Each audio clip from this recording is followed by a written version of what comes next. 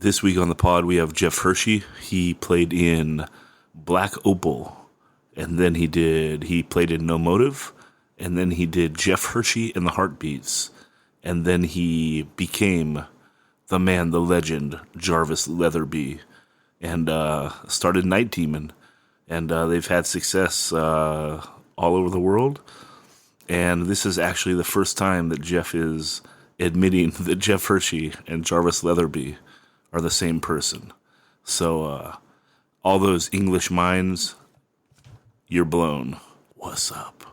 But yeah, the same man that pulled off success as Jeff Hershey in the Heartbeats, as like a soul dude with a fucking sick backup band, went on to do like a new wave of British heavy metal band and fucking smash it out of the park again. This is one of the most talented guys to ever come out of Oxnard, who's also never forgotten where he's from. Always gives back, always supports bands, always shows lots of love to his friends. And Jeff Hershey is a man. If you want to support this podcast, please like, rate, review, share it, subscribe to it, spread the word about it. Share it with your Facebook friends, your Instagram friends, your grandma, whoever the fuck ever. Just try to get the word out there and spread it. I'm doing it for the love. Also, if you want to go the extra mile, you can go to patreon.com/185milessouth. You can donate a small monthly amount that helps out so I can travel around. And I'm doing some phone interviews now, but I prefer to do everything in person. And to do that, the costs add up. Also, you can donate paypal.me/185milessouth. Let's go on with the episode. This is the man, Jeff Hershey.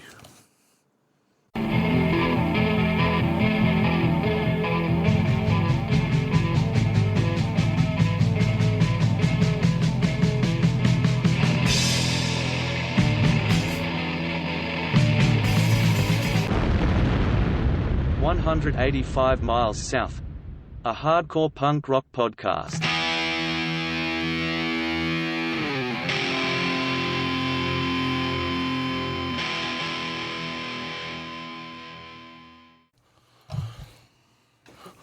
Wait, you gonna slump down like fucking prime James Hetfield? Sling it low. Yo, hey. See? Cool. That sounds good. Oh, all right. All right. We have the mighty Jeff Hershey today. Legendary Nard dude from Black Opal all the way through Night Demon. Hello. Yeah, dude. So let's talk about getting it started. How do we meet? We met...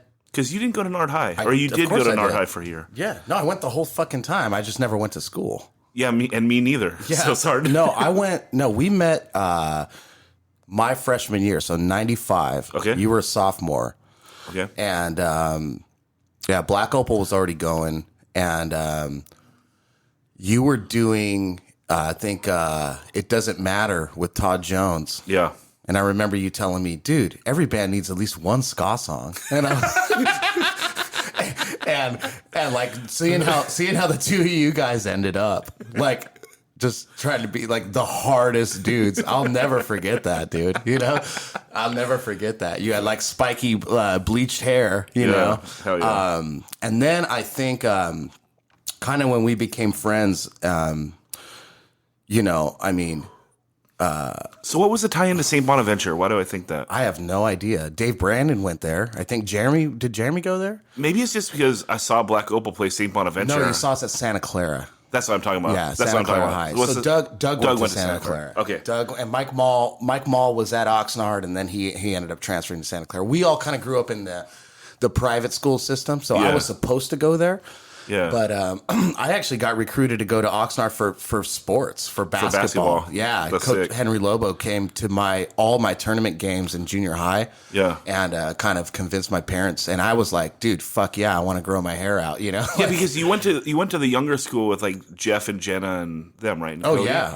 Yeah. Yeah, those are some of my best friends like early in high school. Yeah. And, it's funny because like the private school thing kind of like made me who I am, it's I mean, it's a drag to be a kid and have to wear a uniform and like have to learn about God and get graded on it, you know? But I mean, really, that's kind of what started it all for me. And growing up with the same 20, 30 kids your whole life, I mean, those are friendships that I still have, you know? Like there was a tightness there that was really special, you know? But yeah, Mike Mall and Doug, they were all part of that, you know? Yeah. You know, I've known them since I've known anybody. You know? Yeah, and you have music in your blood, right? Because I remember, like, when Black Opal started, you would, like, try to trace a lineage back to, like, a great uncle or something, right? What? Didn't you? Like, well, my great uncle had Black Opal going in 72. No. So the story is my dad Okay. was in a band with Michael Anthony from Van Halen, and they were called Black Opal. Yeah. And so in 69 in Arcadia, like, they won the Battle of the Bands, and that kind of, like, took off for them. And then my dad ended up doing other things, and Mike joined a band called Snake, and then he did end up joining Van Halen. But, you know, him and my dad stayed tight, and it's funny, my dad said after the first record came out, it was about 78, and they had just gotten off that Black Sabbath tour, that legendary tour where they supposedly blew Sabbath away. And he said Mike bought a house, and he bought a house in Arcadia, and all he had a Porsche 911, he had a pinball machine, and a huge dispenser of Jack Daniels. That's all he had in the freaking house. Yeah, it was great, you know.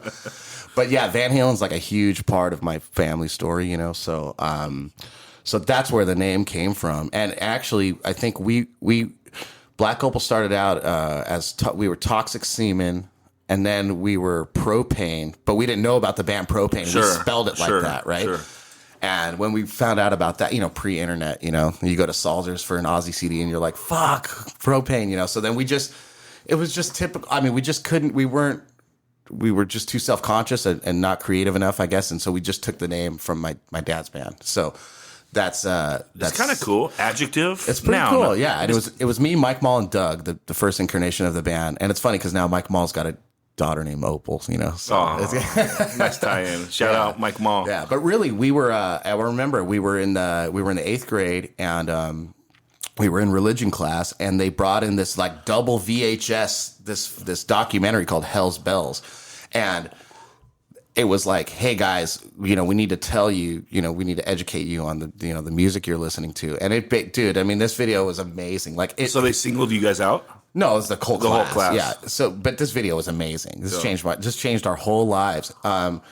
You know, they would backmask Stairway. They talked about like Metallica, Fade to Black, how it's about suicide. It's going to make you kill yourself. They backmasked Priest, AC/DC, Hell's Bells, all this stuff. So the next day, the class, like everybody in the class except for me, Mike Mall, and Doug, they brought all their fucking CDs to school and their cassettes, like rap CDs and everything. And they had a fucking smashing party with hammers. No. Yes. And we were like, what the fuck? Like, this is like, when we found out, we're like, dude, we got to do this. I actually brought a bong to school the next day. I made a bong out of a 2-liter bottle of 7-Up. Never smoked weed in my life. Didn't know what I was doing. But I was like, dude, this is the key. And that's what started the band. Yeah. That's when we started to learn to play instruments, because we were like, this is the shit. This is our way out, man. This stuff is amazing. And everybody else got the satanic panic, you know? Yeah. So did they like take a photo and send it to Tipper Gore? Get it all wet? Dude, you know what? She got so moist. Dude, I wouldn't be surprised if some kind of PMRC was involved in the background of the education system, you know? I mean, I you know, totally. But for us, it backfired on them, but it saved my life. You know? That's for sure. So. Yeah. So when do you pick up a guitar? When I was in the 6th grade, my dad bought me a guitar and an amp, and I actually started playing drums in the 4th grade. I took lessons from Al Velasquez over at Henson's, and I used to have 3 cassettes. I had the California Raisins, like I had that. I had Freedom Rock. You remember Freedom Rock? It was like a big infomercial, like this hippie dude, Freedom Rock. It was like all around in the late 80s. So it's like a compilation? Yeah, totally. But it had like Smoke on the Water, you know? So like my parents would, like, when I would stay home alone, they would leave and I would just crank that song through the stereo and just start on the drums, you know, just the yeah, you know, it just, and then the build up. It was fucking great, you know? And then the other cassette I had was, believe it or not, Ill Repute, What Happens Next. So my friend Jason Dexter. Good luck playing like that in the fourth grade. Right. My friend Jason Dexter, who lived down the street, he was a good friend of mine. His brother Brian was like, his older brother was like a skinhead, you know, but like a real skinhead, you know. And A working man. yeah, like unfortunately that shit was Warzone around. fan. Yeah, and he was part of the Skinhead Dogs, and I always thought it was weird because like they would gather in the streets, and you know before they went out to do crime or whatever, and like there was like Mexican dudes like in the gang, and I'm like what the fuck, you know? Because I mean some of these guys were like serious white supremacists. So anyway, that year for Christmas, They're Nazis. well, yeah, They're they're skinhead. wannabe Nazis. Yeah. So that year, my parents got me for Christmas. They got me a Santa Cruz Everslick board with like Indy trucks and like Bones wheels. It was like everything that I wanted. Sure. Bridge bolts, all that shit. So my friend's older skinhead brother like wanted to borrow my skateboard, you know, and I wanted to be cool. So I was like, yeah, dude, totally, you know. So he never fucking came back with it. So it ended up being like in evidence, like because he beat somebody with it or some shit, you know. And my mom was so fucking pissed, and she wanted to go over there and talk to his parents. And I was like, dude, don't do that, please, you know. Like I'm gonna fucking get shit for this, you know. I'm gonna get my ass killed or kicked, you know, whatever. I'm not killed, but you know, I just wanted to be cool. So in exchange, he gave me like a bunch of tapes and you know, my mom went through and was like, nope. But she didn't see the repeat tape. So I had that. And I just thought that was so cool, you know, being like 10 years old. And there was like a song about Oxnard. I couldn't believe it. You know, I was like, what the hell? This is amazing. You know, and I spent the first year just listening to the one song, just rewinding back to track one, you know. How different would your life have been if your mom didn't throw away Voice of Britain? Fuck. Yeah, dude, I know. It's funny. It's funny how you know, tragedies or just how things, you know, as your life goes on, it's like how, you know, you are grateful for terrible things that happened in your life. Yeah, you know? thanks to the dude that caught a beating so you could get that repute tape. Dude, it's unbelievable, you know. And just the journey that I've had with that band, you know, with as far as, you know, helping produce the movie and the book that was made on them and you know, just putting them at the forefront with the whole Nard Fest thing or Nard Stock, I should say, and going through that lawsuit and just all that shit, like and just how close I've become with those guys over the years. You know, just things you don't think about. Even when you're young, if somebody's local, I mean, they're still up there, you know. They had a record out. I mean, they had like, you know, like when you're a kid and you hear the first time you hear somebody play live music and you're just like blown away, like you can't handle it. Like it's just so like, dude, that's what drums sound like in person. You know what I'm saying? That's what a band sounds like, no matter what they're playing. If they're playing Offspring or whatever, it's just like, it's just amazing. You know? We were also lucky that in our teens, like the bands around here were really good. Like, even though they didn't break out of this area, like, Burning Dog was a serious fucking band. Yeah. And they, like, had their chops. They sounded hard and meaty, you know, and then No Motiv, of course. Absolutely. Just blaring speed. It's like, I mean, they're setting the bar really high. Absolutely. And so we'll get into all those. Yeah, too. yeah. So let's talk about in order. So I got when I was 12, I got it.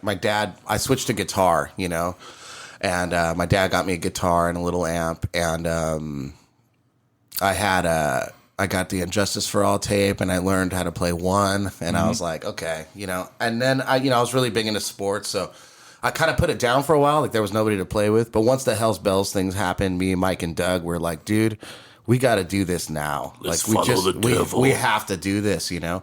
And so that was the beginning of the school year of 8th grade.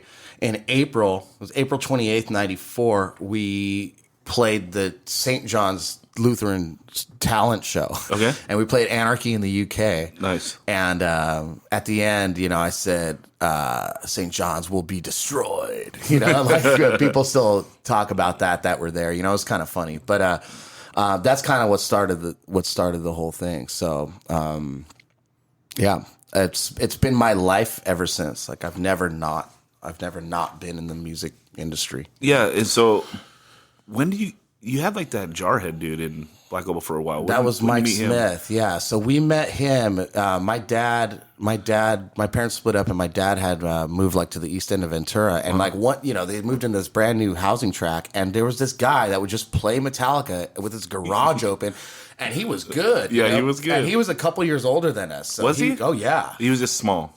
Oh yeah. And that's reflected in his attitude as well. Because when you're small and you have that haircut, oh my god, it's like you look like you're fucking 11. Yeah, he ended up joining the military, But he was destined. Dude, I got my ass kicked so many times because of that guy. But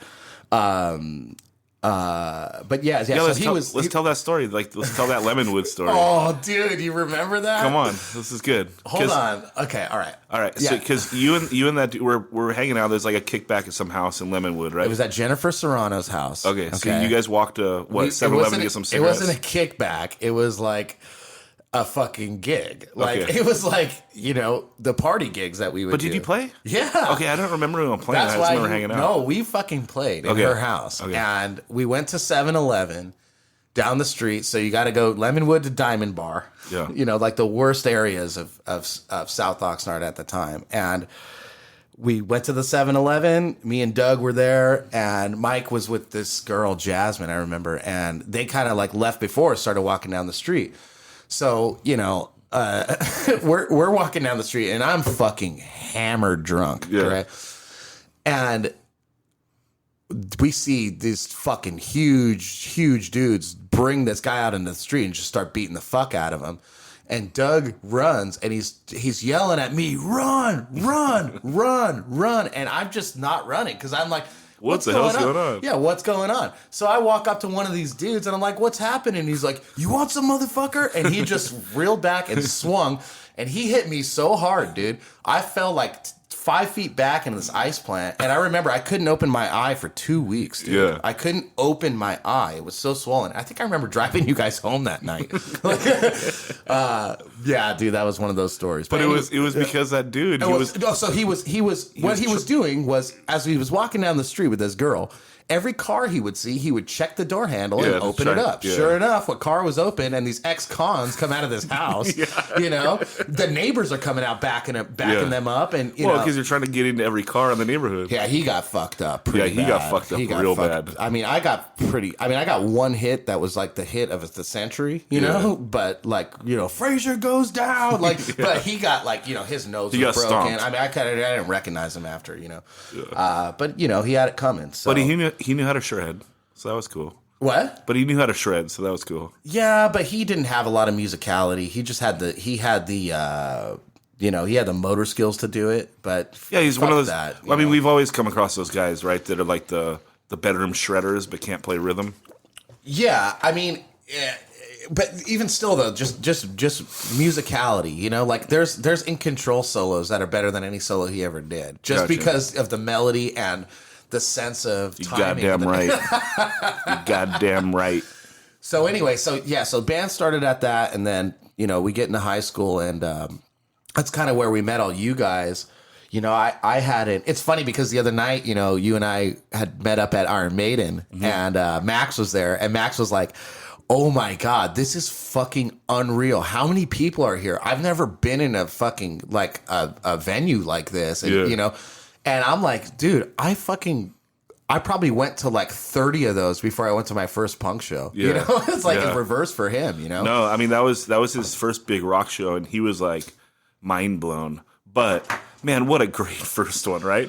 I mean, dude, you couldn't ask for anything better. In my opinion, he texted me the other day. He's all, man, I kind of feel like a poser, like not knowing all the words like you guys. And I go, dude, it's my favorite band. Yeah. Dude, I mean, you look at another band like I like Judas Priest, but if I went, I wouldn't know all the words like Maiden. Right. Totally. Totally. It's like, whatever, Max. You just have a good time. And that shit was so tight because, dude, our seats, they were cool, whatever.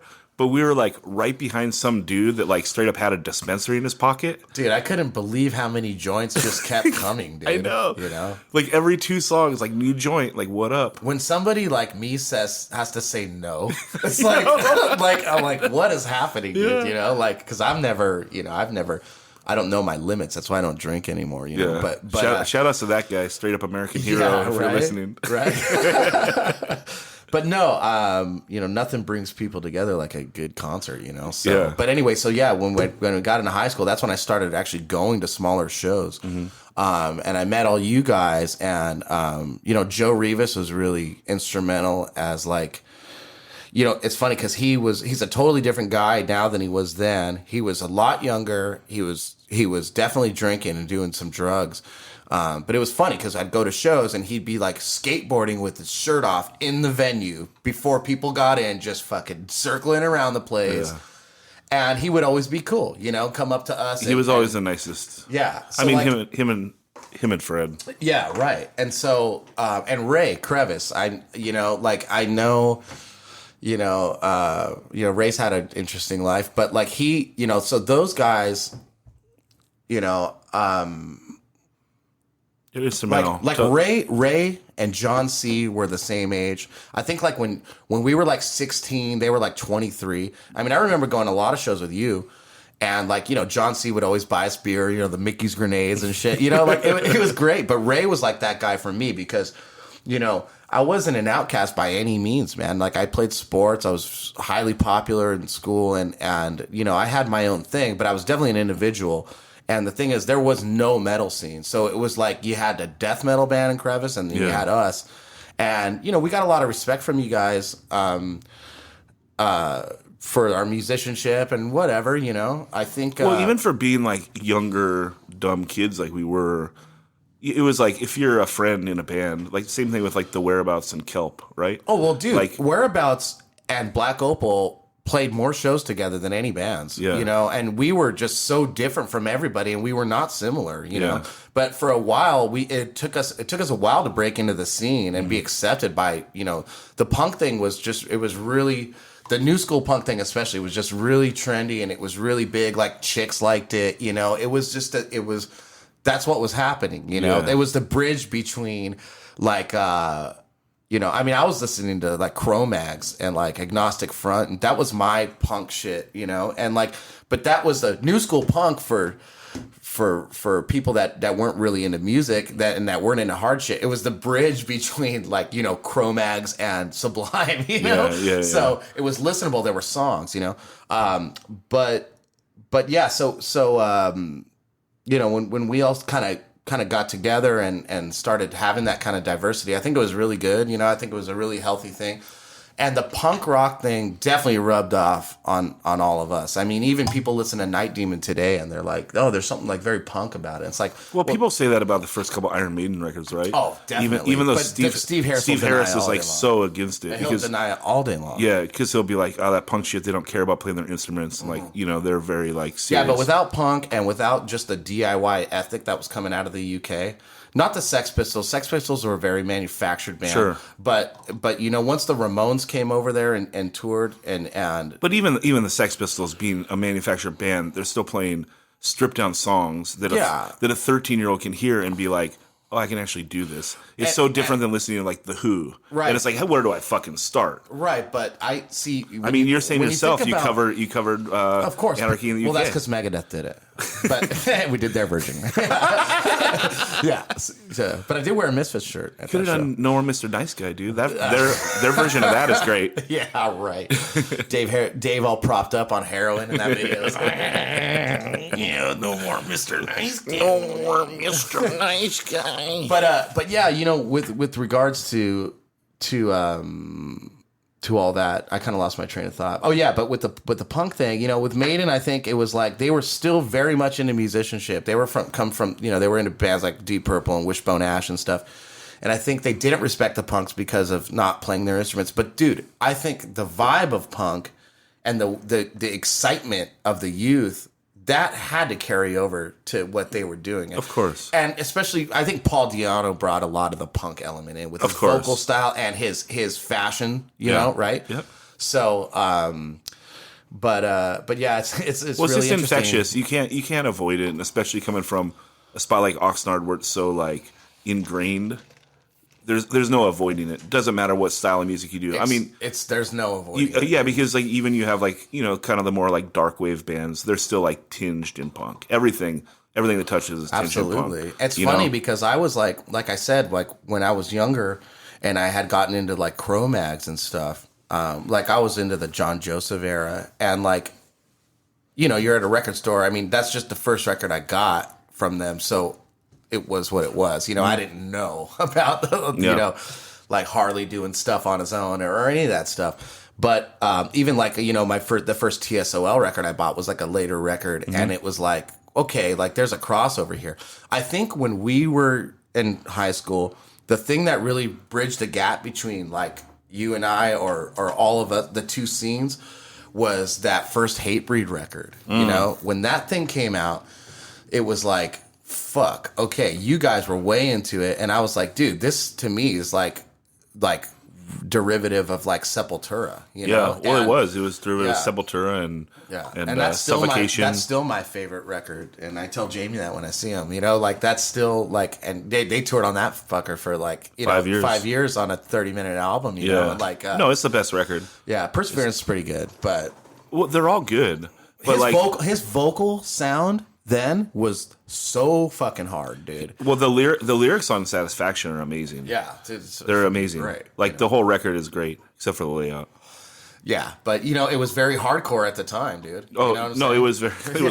That layout was very 97. It was very Victory Records, Yeah, dude, you know. very 97. Yeah, but yeah, so yeah, that's kind of the. That was the glue, you think, between. I definitely think so, man. Because I Well, mean, you were also open minded. You were down Yeah. to drive. oh, you know? dude, I have actually funny. I have something here. I'd like you to sign. Oh, okay. My Stand Your Ground 7-inch. Oh, I actually played on that one, and you did. were there that night. I remember. So the story is that you guys had no fucking gear. Tony didn't even have drums. So How? I don't know, but you used all Black Opal's gear, and I took my mom's van and we drove to For the Record in Orange. Yeah, with Paul Miner. After school, and you guys tracked the whole fucking thing overnight. Nobody slept. And then I remember everybody wanted to get to school, and I drove us back to Nard High. We got there right before like first period, and everybody like went to class, and I was like, what the fuck? I'm not going to fucking school. And I remember driving to the beach and sleeping in the car because you know, I didn't want my mom to know I skipped school. But that's kind of like when I knew. I was like, these guys are serious about education, and like I'm not, and that's why I didn't finish high school, I guess, you know. But there was Well, I finished at Silver Strand High. Did you? Independent study, fool. I don't remember that. Yeah. Well, you were probably already gone, right? No, because you were a year ahead of me. That's right. But anyway, yeah, no, I ended up leaving school to go on tour with. Sign it after. We'll get a nice pen. Yeah. Anyway, But that one's here's sick. the 7-inch. What? Let's Yeah. see. There's 3 versions. I think that I got that one on Discogs. It's because you guys never even gave me a fucking copy of it. Well, that's fucked up.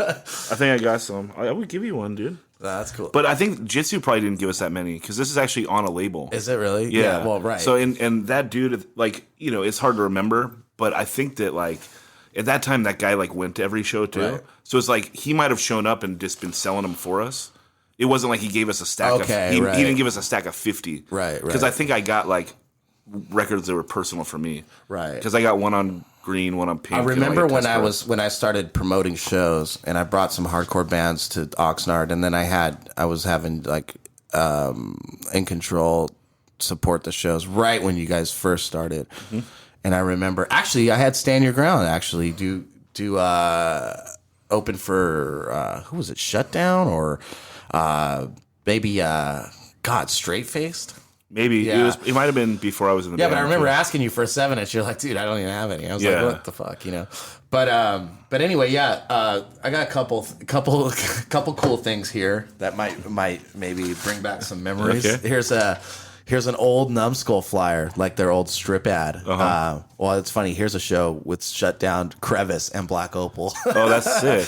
But Was that Living Room? yeah, Ensign, Eyelid, Missing 23rd, Adamantium, dude, those guys were great. I remember Bill and Colin, Ill Repute. But here's this show I remember at the top. This Good Riddance, AFI, By the Grace of God, and Creep Division. And wasn't that was at like the Sniffies? It was, which was next door to the Yes. living room. It's kind of funny. Living room had shut down, and they opened Sniffies right next door. But also Sniffies had like a bigger capacity, maybe. Because it was because it was like it was an actual square. Right. Because that third living room was like, or actually that was the second living room. The second living room off Fairview. It was kind of like a triangle. The first one was off Hollister, I think. Yeah. But no, I remember that show. That was like one of the greatest nights of my life. Man. And that's the one that the show was so hot, Good Riddance took like a intermission. Yeah, dude, it was fucking ridiculous. They took like a 15-minute intermission. Like Luke couldn't even like his hands were everywhere. But I remember I fallen in love with AFI that night. Like I had like one of the 7 inches, and they covered a Cure song and a Misfit song. I thought that was pretty cool. But like when I saw them, I was like, fuck, man. This band could be really, really good. Yeah. And it was right after that they put out Black Sails, and I was like, here we go. That was a transitional record. Absolutely, because those first couple. Well, they're very proud of you is like a breakthrough. Is like, we're like a legit, like, new era punk band. Though, it's just kind of like, and no offense to, our scene or anything like that. Like, I think when bands break out of the localized thing, I mean, they were doing like the East Bay thing for a long time. Mm-hmm. But when bands break out of that kind of thing where they're trying not to, they have a broader vision than just being like a local hero, I think the creativity, it has no boundaries anymore, and I think that was really good for a band like that. Yeah, no, it definitely worked for them. I think it was good for bands like Rancid, and it's kind of funny because Lars is like a super big Night Demon fan, and like he comes to gigs and like he sends me records and stuff, and like it's just weird. Like I would never have thought. Well, he's low key one of the greatest American songwriters, dude. It's unbelievable. Like the stuff they still like put out, it's like.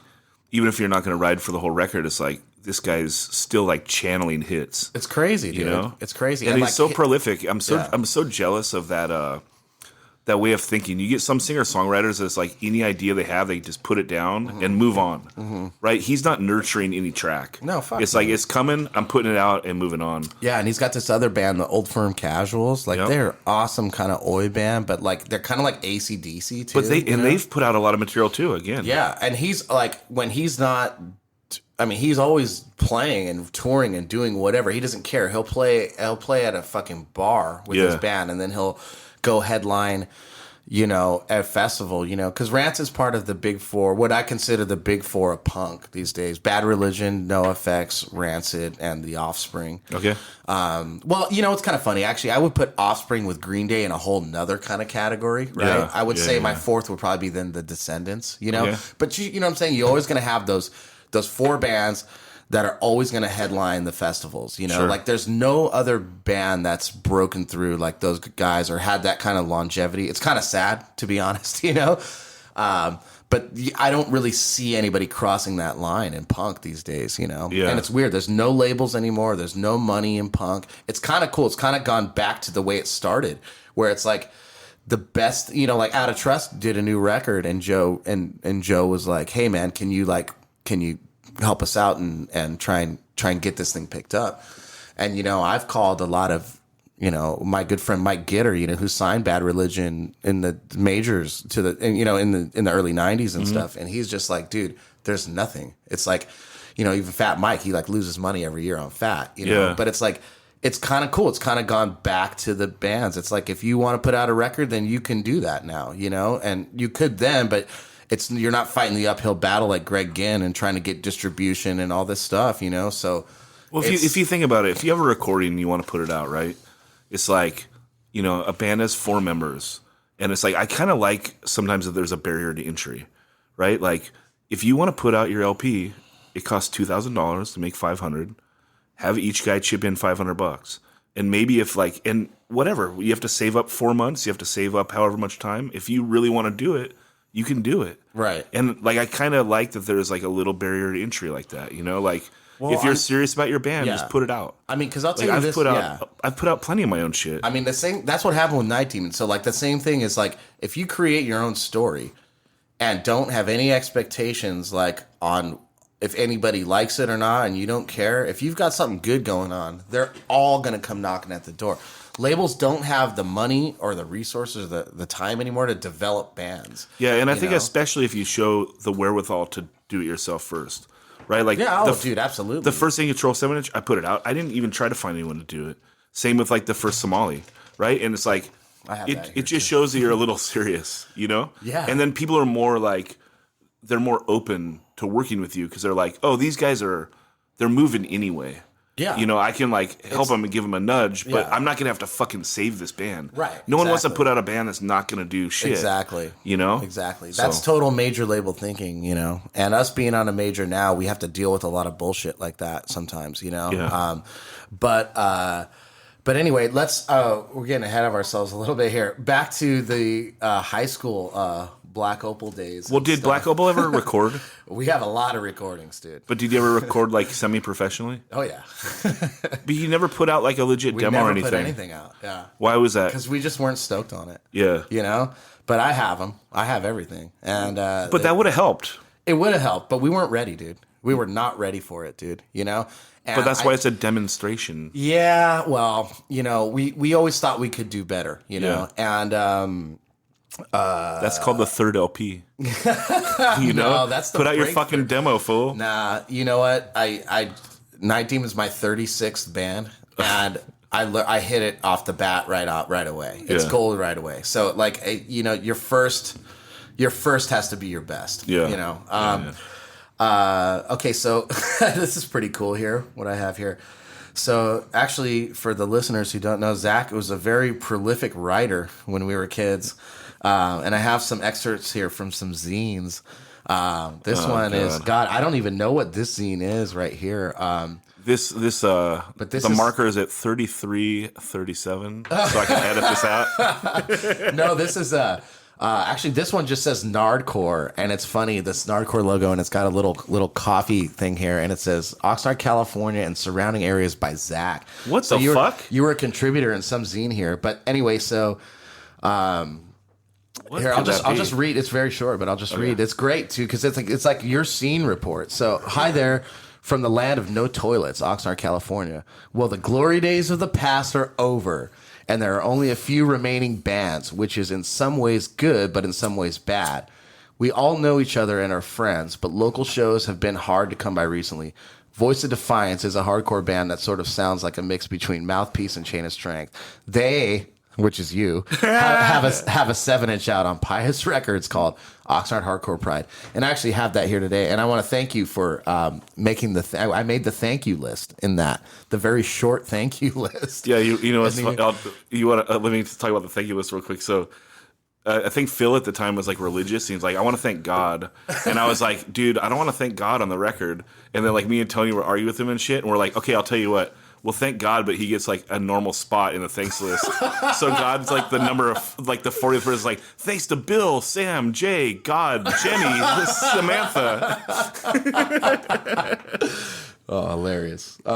So it keeps going. It's $3, postage paid, shirts soon. This is good. So then you go on here. No Motiv is one of the tightest bands I've ever seen. Imagine a mix between Ignite and Good Riddance. You never walk away from a No Motiv show disappointed. They have 2 7-inches, a CD, shirts, hoodies, demos, and everything you can think of out. And if you don't have it all, you're missing out. Capital letters there. Down for the Count. We don't need to talk about them. Choked Out is a sick hardcore band with mad fast parts and the hardest breakdowns you can imagine. Demo out now. Now, here we go. Black Opal sounds like Metallica and have good original songs. They do their own thing and should be respected for that. Demo out soon. Yeah, that didn't happen. Crevice is a slow metal band, but let's be thankful they aren't claiming hardcore. They have a big local following, but have never put anything out. Well, hopefully soon. Yeah, they never did either. And then at the end here, Missing 23rd finished their West Coast tour, and it was a huge success. They're going into the studio to blah, blah, blah. Cuts off there. But anyway, you know.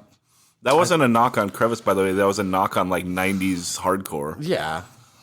You know, it's well. Hey, look, I got a lot of shit from the hardcore guys about being metal all the fucking time. It was always a joke, you know. I mean, for me, it wasn't a joke, you know. No, it's because there was a lot of like those slow, boring metal bands in the 90s that were like, this is hardcore. Ton of- and it's like at least Crevice was like, we're Ton a of fucking it. metal band. Yeah, but there were some good crossover bands, you know, Downset bands like that. No, there was plenty Helmet, of. There's you know. plenty. Of, I mean, there's Earth Crisis. Yeah. You know. Yeah. I mean, there's plenty of good VOD, metal hardcore bands. the other VOD. Yeah. You know, Yeah. The Long Island Strife, VOD. you know. There's plenty. Here's another one. Land of No Toilets by Mr. Oxnard. Do you remember going by this name, Mr. Oxnard? I don't know what it is. What is this? It's another like scene report? It's from a different zine, yeah. And this is all like on a typewriter here. It's a little faded here. I'll try and read the intro, though. Greetings from Oxnard, the land 60 miles north of hell. The air is getting cooler and the surf is getting bigger. Winter is coming. That's good.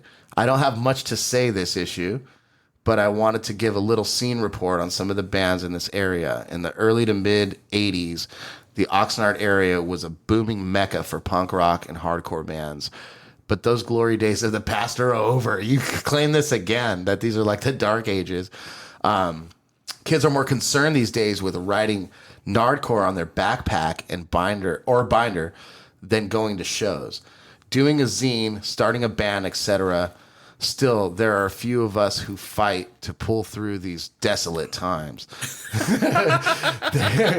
There is finally one club in Oxnard. It's a laser tag place that started throwing shows. At first, it was awesome, but now security won't let you dance, dive, or climb on people. So the club is starting to suck.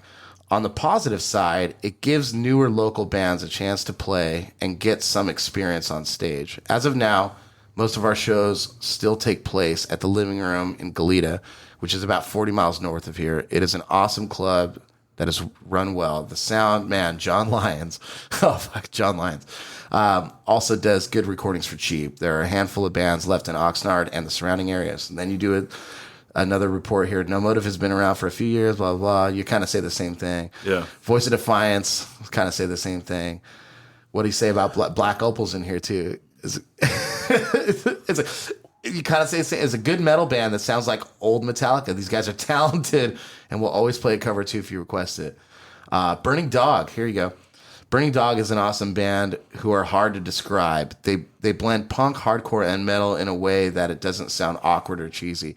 I still think we have that same stance today, you know. So that's kind of cool, you know, to kind of look back at stuff. That's so funny, like talking about the early Lazerstar, because what that is that's before we came in and totally took over. Well, so we're not gonna like get defeated on this one. So listen, let's get into that. So. You know, what you said there about security sucking. I remember in the Stand Your Ground demo era, in high school, I was perpetually grounded. Okay. So I was just always getting into trouble. And on weekends, I just was landlocked, you know, and I would have to sneak out to go to a show a lot but what I would do is I just sit at home and play guitar, you know, and I would like learn songs that our friends did, you know, so I pretty much knew the SYG demo. And I remember, exactly.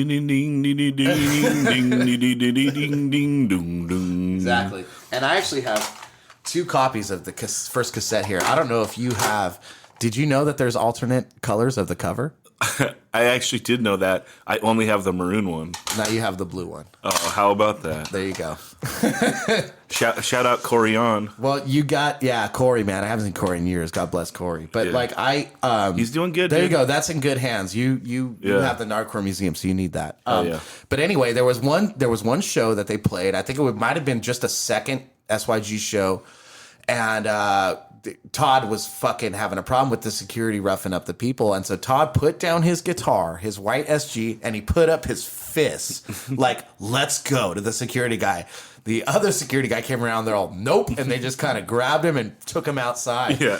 So Belcher's like, well, what the fuck? Now we have no other second guitar player. So I got up there. There was 2 songs left in the set. One of them I knew. Okay. But it was great, man. And I was just like, oh, this is cool, man. And you finished the set? I never thought I did. I finished the set. So cool. I totally butchered one of the songs. But and I didn't even ask. I just went up there and picked up his guitar. And so like, cool, you know. They're probably like, well, Hershey's competent. Yeah, he knows the song. Totally. But so do you remember Marie Lamar?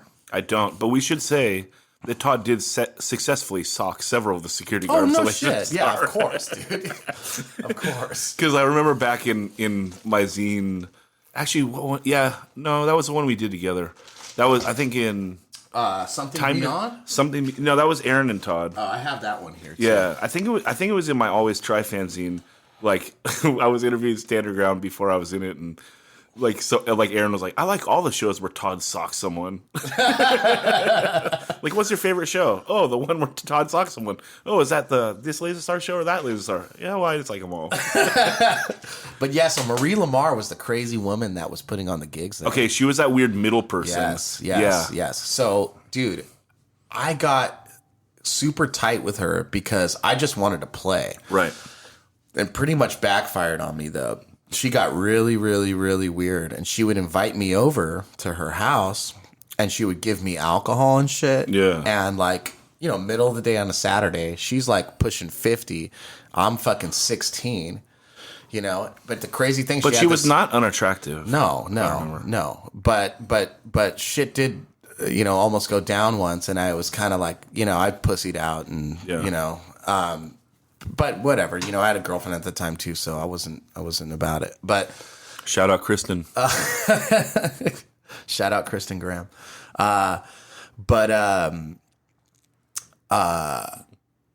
It was interesting because she showed me this photo album that she had for years, and dude, I shit you not, there's pictures of her when she was younger.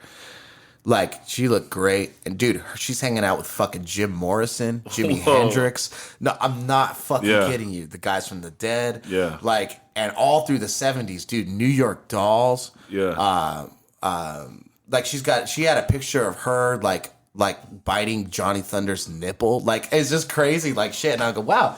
She's kind of legit, but she was definitely a burnout, and she was a whack job. Like, she had some things going on. At one time, she asked if Black Opal wanted to be on TV, and we're like, fuck yeah. So she's like, okay, cool, here's the address of the studio. And so we drive down to Crenshaw. Okay, I still have photos of this, and we're like, whoa, dude, where the fuck are we? Yeah. You know? And, like, oh, you're a block away from the smell. Yeah. Which is still there.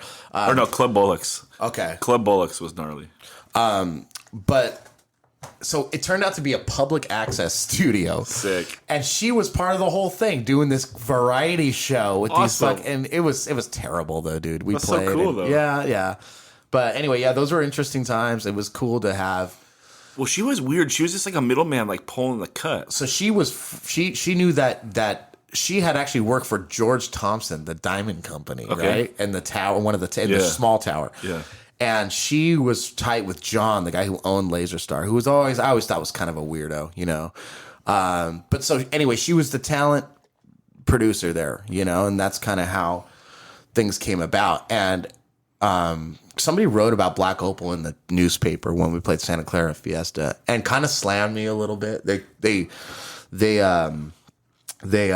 wrote about, you know, how good I was at guitar, but slammed my vocals, and they were right, you know. But she somehow read that and found all these bands and hit us up. And I don't know how, because there's no social media, there's no internet then, really, you know, that we were using at least.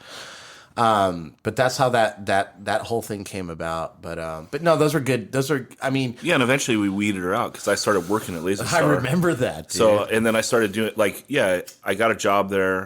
We weeded her out, so there was no one pulling like all this middle money out. And then I was doing security too. You know what kind of always tripped me out? Like, no offense, but I got to call you out on this. Like, you were always like way smarter than a lot of us and seemed a lot more disciplined, but you always kind of had shitty jobs. Well, what are you supposed to do when you're like fucking 18? No, but like you worked at the sandwich place, you worked at the coffee place, you worked at Lazerstar, you worked at Pat Holden's. Like, I just always thought you would like end up getting a PhD and like fucking. I mean, you're slamming now. Well, we started doing In Control and touring. So like, what job can you have that lets you leave for a month? You know, unless you're in Take Offense and you work at Max. Unless you're in Take Offense and work at Max Woodco. Yeah, and you take off 3 months a fucking year. Shout out, calling him out, dude. No, but that's why. So like, yeah, I worked at like Togo's for like 3 fucking years. Yeah, but like now it's good. Like now it's like kind of the same. Like, you know, I didn't finish high school, but you know, I'm better off than most people that did. You know, it's like following your passion and like running your own business. I mean, you're meant for that, you know? Yeah, like, well, when In Control... You're not a guy that needs a boss, dude. No. When In Control slowed down, like the final year, I got like a real job. I started working at... I started working at Jettis with like a bunch of hardcore dudes. Like Corey was there. I think Dennis was there. The The bass player Strife was there. Like Andy Klein? Oh no, he was the guitar player. what the fuck was his name? I can't remember. Yeah, Andrew's the guitarist. Chad. Okay, Chad. Chad was the bass player, and then like Corey's good friend George was there. Like just a bunch of hardcore dudes, and that was like kind of the start of my career. Because I used to do like credit card fraud shit. Right. I remember that. And then you went into like travel agencies and stuff. Yeah, like and that was and I was still doing like I ran all the credit card fraud shit there too, because that's such an easy one in travel because like people book third party travel all the time. I would buy you an airline ticket, but it's so easy to steal someone's credit card and then book yourself an airline ticket. Of course, that it's like the easiest fraud there is. Right. But that's not fulfilling work. Like it's better now doing what you're doing now. I mean, it's just... No, I had a fun run. I mean, it was fun opening up like a call center in Tijuana. Didn't you go to India too to do something like that? Yeah, I spent a month in India. That was cool. I guess. That, yeah. But enough about me, okay, dude. Sorry. Yeah. Well, nobody talks about you. Yeah, on the pod, I had a lot of shitty jobs. My worst job ever was selling art on the street because there was a time where I couldn't live at home anymore. And everyone in Nard lived at home, so I couldn't get a roommate here. So I moved to North Hollywood. I lived with one of the guys from Scare Tactic and a couple other guys. Yeah, I remember that. And this time, it was like between In Control tours, so I was working at Togo's, and neither one would give you over 30 hours because then they have to give you benefits. So I was working at 2 different Togo's, doing 25 hours at each one, making $7 an hour, and fucking, just so I could like have money and survive in between tours. Right. And like... Yeah, I was looking through the fucking paper, and there was like the ads, the want ads. This is like it's before high speed internet and shit. And it was like, do you have a rock and roll attitude? Do you want to make a lot of money? I was like, fuck yes and fuck yes. So I go down to this place, and it's like a legit like fucking office. And I go in and do an interview, like whatever, knock it out of the park. They're like, okay, show up tomorrow. And I show up the next day, and I walk into the same office, and they're like, what are you doing here? I was like, well, I got hired. They told me to show up. They're like, oh, no, you got to go around back. And I was like, oh, shit. So I walk into this fucking warehouse, and there's this, like, all this, like, reproduced art, like, everywhere. And, like, I was like, oh, shit. And there was, like, probably 20 people there, and we're in a circle. And it was, like, you start this, like, coaching class, like, you're selling. Because what you do is you take these, like, you take out however much art you want, and you can carry in your car, and you just walk into businesses and try to sell it. And so, like, your first day, they set me out with this fucking... This dude's like a 9 out of 10, like 45-year-old Italian dude with like a nice ponytail. Fucking beautiful man. He's a beautiful man with a beautiful voice. Like a good diehard villain. Yeah, totally. But friendly and like a smile that'll light up a room. And we go out to somewhere kind of like, I don't know, maybe like west of Pasadena or something. And we go into all these fucking spots. And what it is I think you sell the art for... maybe $40 and you keep 20 and you give the place 20 or something. And I went out with this motherfucker and he sold 20 pieces. Fuck. Because he'd walk into these businesses and just be like, oh, he's like, we just got done furnishing the law office down the street and we have these extras. Like, are you interested? They're only $40. And like, they were nice, dude. Like They were legitimately nice. He's like, he's not just a piece of art, he's a masterpiece. And people would be like, oh shit, give me 4. Right. Because like you just go into those shitty offices and shit. I was like, oh my God, this guy just made fucking $400 in a day. That's like my 2-week paycheck for one Togo's, Right. I was like, I'll do anything to make this much money, So I go out the next day, just go like into the valley somewhere, like off like, what's the main road in the valley? Ventura Boulevard. Yeah, just somewhere off Ventura Boulevard. I walk in the first place, they're just like, get the fuck out of here. I'm like, oh shit. And then like, go to the next place, they're like, what the fuck do you want? And it was like, get out. And I was like, fuck this, dude. There was like, that was it. That was a wrap. I went and took all my art back. I was like, I can't do it. That's funny, dude. I thought you were going to say the story was going to be a lot darker when you had to walk around the back of the warehouse. There's 20 dudes around and you're like, sex trafficking over here, It's like, but yeah, I delivered phone books, dude. I had like 18 different careers, like side careers, like plan B careers, until I realized that plan B never works because then you end up just doing plan B and being too afraid to follow your own path, But yeah, I mean, I think a lot of times, like if I wouldn't have gotten fired from Starbucks, I'd probably still be working there. Well, it's funny because I remember when Togo's got bought by Baskin Robbins and changed to Springers, and you were all, what the fuck? Like, you were like, I'm still working here, and I got a new fucking devil on my back, Well, I got fired from half the Togos, too. I got fired from that one because me and this kid Sparky from Eastside Montalvo, like we'd always like shut down like an hour early and put like a note on the door, you know? It's like, we apologize for the inconvenience. We're closing tonight at 8, you know? And then we just fucking play dice and drink tequila. Nice. And fucking whatever. And then like one day I forgot to take down the sign, you know? And they came. Fuck. And I was smart about it too, because like between 8 and 9, what I would do is if people came in and they got like a turkey sandwich or a ham sandwich, that shit's like $4.99 and I just have a penny, you know? And so I'd no sale it. And then I'd save a couple sales and I'd run them between the 8 and 9 hour. Oh, that is smart. Yeah. See, dude? I'm fucking smart. I know you are, and that's what the whole point of this conversation is, you know? So. But yeah, shout out Sparky. Shout out Montalvo. Yeah, dude. But anyway, so how does Black Opal like officially end? Doug's death. And never again after that. It's like we're not doing it without Doug. June 2nd, 1999. Okay. He was 3 days away from graduating high school. Him and Mike Mall and our friend Jorge were in his car. He had a 64 Falcon, you know. He was a speed demon, you know. Some people have that need, you know. He knew how to control a machine until he couldn't anymore, I guess. Well, he was also the funniest motherfucker. That guy, his crank call game was like mine was on pretty top. good. Yeah. But he would do like this Guy Smiley one that was like, hey. I always did the old Jewish guy, you know. We would call his names. Remember, we'd be at Belcher's house or Tony's house. Yeah, you know? Tony's house. Is Herschel, it's your father. Like calling it like midnight, you know. Like, yeah. But no, yeah. So that's you know, he was my best friend, man. Like hardcore. He had a key to my house. My mom would give him allowance, you know. Yeah. We ditched school. My mom would just ream me, and she would, you know, trick me, like park her car in the garage and not go to work, knowing I was gonna like not go to school, you know, or come back, and she'd be like, you know, you're grounded for the summer, and be like, Doug, do you want something to eat? You know. Yeah. Yeah. He was also was he 17 or 18 when he passed? He was 18. Okay. Yeah, he turned 18 5 days before that. Yes, he was like a dude. Also, like he looked like he hit puberty at like 11 or something because he was a grown man, right? Yeah. And when he hit that football field, man, it was like nobody else. Well, I don't know anything about that. I just know that he could always buy us beer. Yeah. The Chicago Deli, thank you, and TJ's Liquor Locker that's no longer there in Hollywood Beach, man. That's it. Smokes and beers, you know. And we would never have to pimp it. The times we did, we got robbed, you know. Yeah. But yeah, when he passed away, me and Matt just decided that was it, you know. Yeah. We were gonna do something else. His parents wanted us to keep it going. We did keep going, but we folded the name and the band, and like, you know, that band died with him. Yeah. And what did you do right after?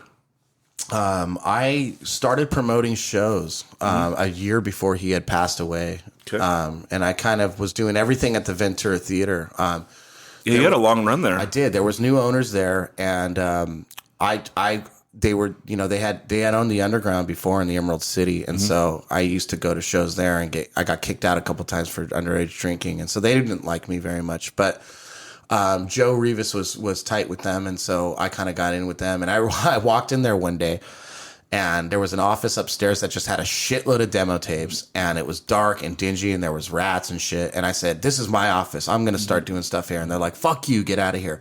But I just kept showing up every day. Yeah. And I'm kind of the one that brought the local scene in. I just told them, "Look, you need these bands. You're not surviving." You know, at the time, punk and metal, old school punk and old school metal was so fucking dead. Like it was so fucking dead. You had to pay people to go. You know, in the late '90s, you could have local shows there that would draw 800-900 people. You know, Fearless Vampire Killers, My Ruin. You know, whatever. These metal bands are, you know, they would draw 800 or 900 people on a local rock night. It was crazy. But they came in and they didn't have any connection to the local community. So, you know, I started. You know, they taught me how to do offer sheets and how to book bands and introduced me to a lot of agents. Mm-hmm. And, you know, I brought in bands like Cannibal Corpse, 6 Feet Under, King Diamond, Merciful Fate on the Reunion. I did Bad Brains a couple times when they were Soul Brains, when Madonna owned their name, DRI. Dickies, The Damned. You know that Bad Brain show, me and Todd, we tried to sneak in. we went up. I don't know, or there was one time they played Ventura Theater. We went up the stairs on the side. Right. Yeah, we made it all the way in to like the fucking the balcony. Yeah, we made it into the balcony, and the security guard caught us and chased us all the way back down the stairs outside. I guarantee you, I booked that show. But John C. helped me out a lot. Like with the whole Salzers connection. So we would do. I had to do a pay to play thing. Where the bands would have to sell tickets. But dude, without that, like, I'm not kidding you. I would do 50 tickets at the box office consistently. That's it in that room, dude, for like The Damned. Yeah. Okay. Like nobody cared about old school punk. If you had a guitar solo, and I mean, dude, I did Fear Factory and there was 800 people. Yeah. I did King Diamond and there was 50 fucking people. Okay? And that's what year? That would be like from 99 to 2002. Okay. But I got lucky. I forged a really good relationship with a lot of agents, and then when people would throw me a bone, like I got a Slayer show, That's Slayer Sick of It All? Yeah, Slayer Sick of It All, Meshuggah. I got a No Doubt warm-up show, 311 warm-up show. So I would be the stop where people would go when they would do these festivals or Warp Tour or whatever, and they would kind of do the warm-up shows here, and I'd have these sellouts, and I had a shoebox full of cash, and I bought a car. It was like, it was great. But really, it was the local bands that were starting to because no local bands had a chance to play that venue at the time, So, but yeah, John C. really helped me out with that. And like, so all the pay to play tickets, we would sell them at Salzers at like an outlet, and we would do, Davi helped me too, Davi Rivas, with Wild Planet. Wild Planet would be, so we'd have these secondary ticket outlets, where, people that was like the height of CD sales. So everybody was still going to record stores, so they would still see this kind of stuff. But yeah, that was kind of my stop in the promotions game there. And with that, I took the knowledge, when No Motiv started touring, I actually was their tour manager, and they had a kind of shitty booking agent that like wouldn't really follow through on a lot of things. He kind of just got them on tours, and they would kind of just be there. Okay. So what I did was like I would make fake contracts and send them to all the promoters, and with this fucking rider, with whatever, black socks, condoms, batteries, and like half the time we would get the shit, like they just knew no difference. We were on tour with Face to Face, MXPX, all these bigger bands. So that was before my time in the band, but I was a part of what they were doing years before I had joined. So that was also during that time. So I would be booking shows at the theater from the road, and back then, my nickname was I had a few nicknames. They called me Ripped Fuel because I used to take that shit. They called me Nickacell because I was the only one that had a cell phone back then in the 90s, and like I would be chain smoking and talking on the phone. So Nickacell, that's pretty good. And they called me Metal Blade too, because Yeah, I was looking up the first time that In Control played Ventura Theater, and it was March 16th, 2001. Dr. No, In Control, Whatever It Takes, and Aggro. Yep, I remember that one. Yeah, that's so sick. I never would have known that Whatever It Takes played. I have a flyer here. I have a flyer here from the Ventura Theater of a show that I booked. River Bottom Nightmare Band, Dead Rats. Those guys were from Palmdale. Voice of Defiance, Boiler Man, Davi Reeves band, Rainfall. I don't remember who they are. LBC Let's Be Called. Remember Todd? You remember Todd? God, what was Todd's last name? He was Ventura Kid. Okay. God damn it. He was in Officer Negative, and then he was way into Morrissey. Todd, Joe Rivas, help me out here. Anyway, and then I love this artwork. The only artwork is the cover of the Brujeria cover of Don Dos Muertos with the fucking holding the decapitated head. That's actually one of the 3 shows voice played after I left the band. You weren't in the band at this point? No, they played Ventura Theater twice, and then they played the Blood for Blood show at Lazerstar. You did one of the theater shows, though. I never played the theater you didn't? with them. So Ortega was playing bass? Yeah. Okay. Yeah. So, but that was cool. I was there for both of them. Yeah. Support your scene, fool. There you go. Even when you leave a band and they cut, cut you off the second 7-inch. And when you're young, you can't really see the light at the end of the tunnel yet, and those wounds kind of stick around for a long time if you're booted from a band or you leave a band, you know what I'm saying? I quit. No, but I mean that's cool that you were like supporting the band, like still, because sometimes it takes years for people to get over shit, and like, but that's what you got to take the high road, dude. No, yeah, they're the ones that left me off the second 7-inch. I remember though on the Stand Your Ground 7-inch when you had a rap verse and you had a diss. What? I think you dissed Phil in an SYG song. Oh, we wrote a whole song. I remember back in the day when we stood side by side and felt the same way. And I know. You know what's fucking funny? Hey, let me tell you this because I am on a fucking hardcore punk rock podcast. So, you're peaking like a motherfucker. I'm sorry, man. I'm just trying to talk into the mic. So, like. No, your normal talking is good. Not to slam like, hardcore people, but, I always got slammed younger by you guys for being a metalhead and all this shit, But it's like, I started to think about it through the years, and it's like, okay, like, yeah, hey, maybe I wrote a song about a girl, like, every now and again, Yeah. Like, hardcore dudes are just writing songs about other guys, That's all it is. It's like writing songs about other dudes, and how another dude, like put them through it, and it's like, well, what's wrong with, everybody gets their heart broken, what's Death Threat had a song about a girl. So what's up? What about that Death Threat song? There you go. There's one out there. But yeah, I mean, like okay, yeah. So I wrote a diss track. Yeah. It was no ether, but it was still pretty good. I'm glad you guys are cool now. I love Phil. Yeah, I do too. But yeah, so let's jump to you joining No Motiv. Yeah, so I had gotten a job when I had exited the Ventura Theater. I had gotten a job at Guitar Center, and it's kind of funny because it was the same thing that I took the same path of getting a job there that I did at the theater. Like, I would go into the store, and I kept applying, and they wouldn't hire me. Why? I don't know. But so what I did was I ended up selling an amp, like a $2,000 amp, to a guy. And I was just there hanging out at the store. Yeah. And the general manager's like, holy shit, dude. And I was like, look, I know my shit, right? Yeah. So they ended up hiring me on. And it was like during the Christmas season. They should also fire the guy that like wouldn't hire you. Well, he was the boss. I know, but you're talking to the GM, but you're not interviewing with the GM, right? So you should have told him. No, I did, yeah. So, so he was the guy that didn't want to hire you, and then he caved, right? Because I was just making them money by just hanging out. So, it was during the Christmas season of 02 or 01, maybe 02, and they had this whole fucking thing because it was a big corporation at the time, right? Mm-hmm. And so you had to go through all this fucking bullshit of like, getting takes 2 weeks to just register and get through in the books and start working. You have to get processed. They were a publicly traded company. They were at the time, and dude, you don't got to tell me. I worked for Rite Aid for 1 week. I did security for Rite Aid for a week. This is right after the art shit, dude. And you had to go to be a security guard at Rite Aid. I had to go to like this class, and they show you this VHS. It's literally from 1984. Like showing you how to be a security guard and shit. Totally, man.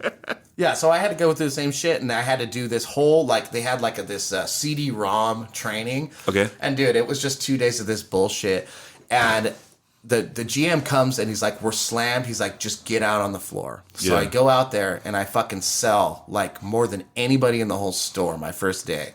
So things just start going, dude. So during that Christmas month, I got a huge fucking bonus. I outsold everybody in the state. But do you think that you could have sold that Steve Vai guitar at American Music? The one that was perpetually there, the neon green one with the handle, dude. I don't. Yeah, if I knew the codes, I would. See, this is the fucked up thing. People need to know this. There was a store called American Music Center that we grew up around, and it was basically the only game in town in Oxnard besides Henson's, which just had kind of bullshit school band shit, right? Yeah. So. Yeah. American Music, man. They had Mike Smith from The Choice worked there, which was cool. I remember, but they had everything. They had no price tags on everything. They had these fucking 6-digit codes. And so the salesman would size you up, and you're like, oh, how much is that? And kind of like, oh, let me look at the code, and then that would kind of tell him how much wiggle room he had, and if he could rip you off or not, and if your mom was there, you're getting ripped, So, but anyway, even for like guitar strings and shit, dude, it's ridiculous, dude. I won't even tell you about some of the trades that I made. Like I regret so hard, like bad shit. They fucked me. But anyway, so I started breaking all these sales records at Guitar Center, and I ended up staying. They had this whole thing where you had to work in every department. Then you had to be the assistant manager of the department. Then you had to manage the department. And there were 5 departments in the store. And then you got promoted to assistant manager. Then you got promoted to sales manager. And then eventually you got your own store. So I bypassed all that shit. The regional manager came in and I remember he said, this guy has the lights on. And he said it like in front of the whole store. I'm like, fuck. You know, like I want to have camaraderie with my employees. No, dude, you should have just taken your dick out. No. That's what's up, motherfucker. Yeah, but so anyway, I bypassed all that and went directly to sales manager. Yeah. And they gave me keys to the place, the alarm code, all this shit. Funny story one time, just during dude. Then the next week, we fucking stole all their guitars. What up? No, that didn't happen. But no, it was during Halloween one season, and I was like always big on merching the store and really decorating it, you know. So like I fucking went all out because, you know, I'm all into horror and like that was my big thing. So I get a call, I'm opening the store and I get a call like 2 hours before the store opens. And this guy says, hey, this is Rick Allen from Def Leppard, you know, the drummer. And I go, yeah, I'm like, yeah, right. And he's like, no, really it is. He's like, look, I got to go to Santa Barbara. I'm coming from LA. My rep fucked me and I have no sticks. So I need to come in and buy some. So actually, he just needs a stick. Exactly. So I go, okay, cool. You know, that's cool. I called my boss and he's like, yeah, go ahead and do it. Because I wasn't allowed to let anybody in the store before hours. So anyway, he calls the store right when he gets there. And he comes to the door and I got to open up this roll up gate and stuff. So I let him in and I just say, hey, just stand right here by the front door. I lock the front door, pull the gate down. I said, I got to reset the alarm, but don't move because it's motion censored. Yeah. So I go back. It takes me a couple minutes because it's like in the warehouse. So he's standing there for 2 or 3 minutes. I come back, and he's looking up to the ceiling where I had put a severed arm hanging from the ceiling because it was Halloween. I was decorating it all gore, and he's just staring at it. And I'm like, oh no, dude! Here's this dude with one arm, you know. Yeah.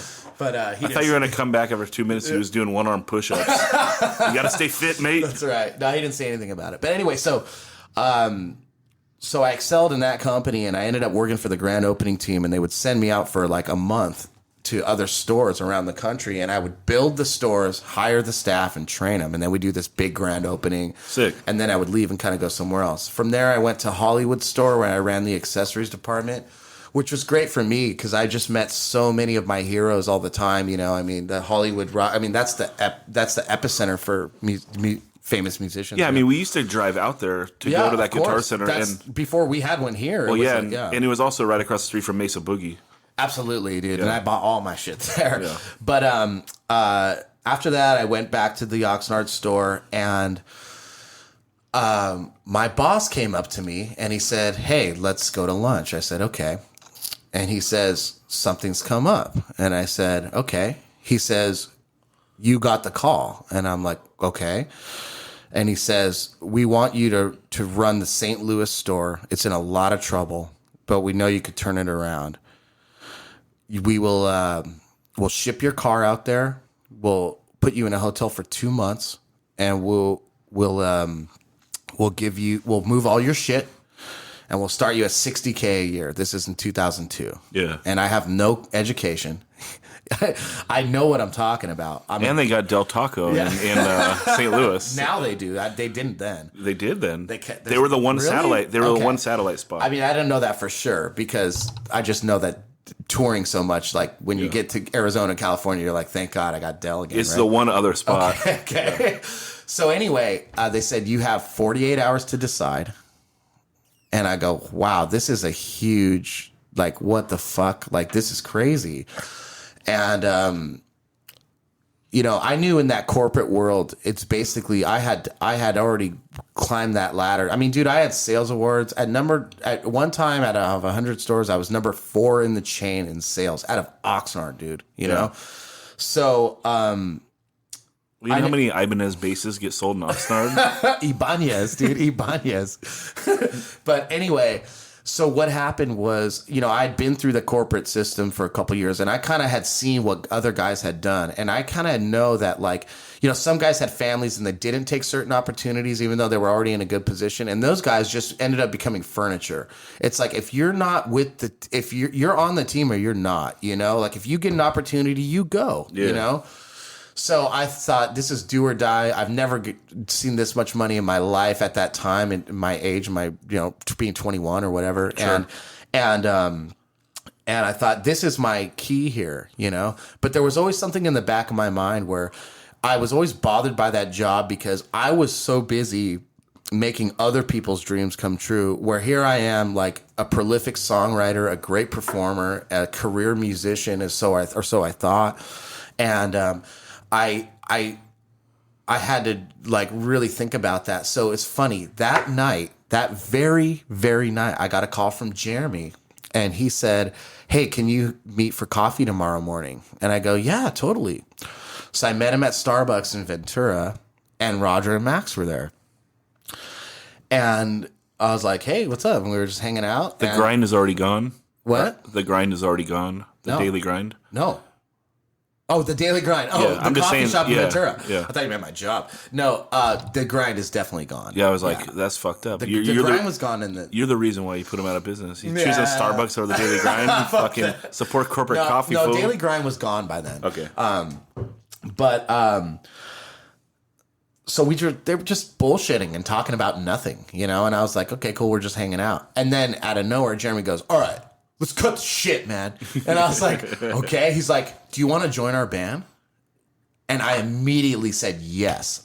I hadn't even told them about the opportunity that I had now. I basically had 24 hours at that point to decide if my whole life was going to change and I was going to go do this thing. And I just said yes right away. And I went to work that day and told them what was happening. And some people were pissed, but like my mentor there, he's all, "Dude, go for it." He's all, "Go for it. I've been here. I've seen all the changes here, and I didn't get that opportunity. I wanted to do that, and I didn't. So just go for it." And so that's the other thing about sales is if you're good at sales, you can always come back because the numbers speak for themselves. They'll try to scare you. So this is a once in a lifetime opportunity, but it's like, dude, 3 years later, if you came back and did the same thing. I wasn't thinking about it at that age. Yeah. I had a lot of limiting beliefs at that time, The sales thing was easy for me because I knew what I was doing and I knew what I was talking about. I just had so much knowledge about the products. Well, you have the gift of gab. Yeah, well, I've read a lot of. I still study sales today. Yeah. I study sales constantly, all the time, daily. I read books, I listen to podcasts and stuff. I mean, a great salesman is in a recession, you still have a job. I mean, so. But anyway, yeah. So I joined the band, and the cool thing about that was like they basically told me that like, look, Roger's going to go back to drums, so we want you to play bass, but we just want you to know that like we want you to be in this band because it's you, and whatever position was open, we know that you would be able to figure it out, And so that felt really good to me, and I felt like I was in the right place, And they were one of my favorite bands at the time, Even like when we were in high school when they put out that record. And the 7-inches were cool, but when that record came out, I was like, dude, they were the first band that had a full length. It was on a label. Cynical? Yeah. Okay. And like it was fucking, the singer could sing, I mean, they were doing things that were light years ahead of what all of us were trying to do, They played Gilman Street. Yeah, and then they had the 924 song. but yeah, like that was a big thing. And like, dude, like I said, all the girls were into it, dude. All of them, and well, yeah, because they had that reggae song on the record. What was that song? That was like the ultimate party song. What was that song? How could I wait for another day? See you again. That was the ultimate house party song. Yeah. It's like, ooh, oh, dude, I like it. Yeah. Hey, what I say in 95, dude. But no, so that was like, and touring with them and seeing all that, the interesting thing was, because you'd already been on the road with them. Oh, yeah. But I had stumbled, and dude, I would take a roll of film every night, real film. I would shoot the band. I would do lights for the band. I guitar teched. Like I lived and died for that band. And, there's a funny picture that I saw a few years ago that somebody took from the side of the stage where you can see the whole band. And I'm sitting there on the side of the stage. and it's just the five of us, and it kind of reminded me of something that I remember at that time, that I loved the band so much, and I would be with them on tour and stuff, and I would see them, and I would always think, man, I wanted to be in the band, but I never, ever, ever wished anybody would be kicked out, or I never thought I would replace anybody, you know what I'm saying? So it was never like I was never waiting in the wings, you know, at all. I thought that the lineup that they had was perfect. Well, this is an interesting twist that actually comes back in the, not the end of your story, but the end of what we'll talk about, your final band of the episode. At that time, Pat, who was playing drums for No Motiv, had started doing another band called From Satellite with Armo. Right. Yeah, and then they were taking it seriously, and I think they got signed to a major, right? Dude, they played fucking 2 gigs, and they got signed to Immortal Records, which was a sub of Epic. They got like a $250,000 advance. The fucking label, dropped them, didn't ask for any of the money back. Then they played 2 more gigs and got another fucking major deal and the same advance. It was unreal. Wow. Like those days were but they had it. They had that. They had it. They had the songs. They had the musicianship. They had the image. They had what was going on at the time, in popular rock, modern rock. But they didn't rock. You don't think so? Nah. For what it was, though, I thought that they could have been contenders with the Hoobastanks or Incubuses of the world, Maybe. But anyway, so that was a sore thing with No Motiv because, they were writing this record and, Pat was kind of split off into... It's not like now, at the time, nobody had side projects, It's like you had your band, If you had a side project, it was a fun thing that... probably involved somebody else in your band, Yeah. Pat did Creep Division, but that was just a really quick record and a couple shows, and and No Motiv in the '90s, they did Repeater, stuff like that, right. But I think No Motiv really piggybacked on the whole Creep Division thing, just because Pat was involved, playing with Russ and Craig and these guys, Well, and that was also the first band that took them on tour. Mm-hmm. This is it's just a cool thing. You want to be associated with that, Sure. So that I don't think that was a problem. The band supported that side project for sure. But you could tell when Pat was a driving force of No Motiv. He was the Lars of the band. Without Pat, the band would have never done anything outside of I don't know that for sure, but he was everybody took a step back as far as the business direction of the band. Pat handled that. So and Pat had the gift of gab too. Right. Pat is an infectious person. Does, oh yeah, he's got me to on know that. Pat is to love him. Absolutely. Right? Absolutely. You can't talk to Pat and walk away from the conversation feeling bad or anything. He just I don't know about that. No, I think if you're knowing him on and the just, road with him. Okay, but I'm talking about he's just chatting up a dude. Yeah. That guy's gonna walk away and be like, I like this guy. I like what this guy's having to say. I love Pat, he was that's funny. He was my best friend in No Motiv. I was closest with him when I started touring with the band, but sometimes on the road, he's pretty hardcore, dude. He would get pretty hardcore on the bagging sessions,